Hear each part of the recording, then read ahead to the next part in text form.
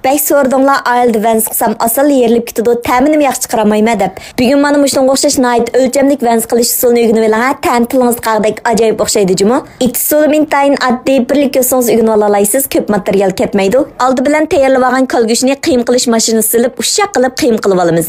Endi bularni aralashtirishga atlik bo'lish uchun cho'ngroq bir qachiq silib, buning ustiga ushshaq to'g'ralgan so'ng piyoz zanjibilni solamiz.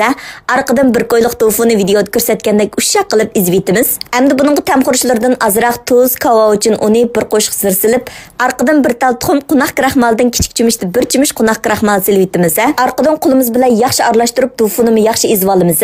Endi buni qo'limizning alqining muvofiq miqdorda elib videoda ko'rsatgandek yumloq qilib tayyorlab olamiz. Hammani mushundaq yumloq vəns qilib chiroyli tizib olamiz. Endi qozonga sal jiqaroq moy qo'yamiz. Mening ishlatganim uzundan beri o'zim yoqtirib ishlatib kelayotgan Atbuloq 1-darajalik gazir mayi. Atbuloq maylari yerlik usulda tabiiy siqib chiqarilgan, oziqlik qimmat saqlab qilingan sog'lom may. Ta'mimi shunchalik payzam tetimliq. Mayning temperaturasi normal qizganda vənslarni bir-birlab silib, taxminan 5 minut atrofida pishirib qizartib elib olamiz. Oilada vənsni mana mushkul usul bo'yicha qilib yeydigan bo'lsanglar, ishtiga yerilib ketmaydi, ta'mim intayin yaxshi chiqadi.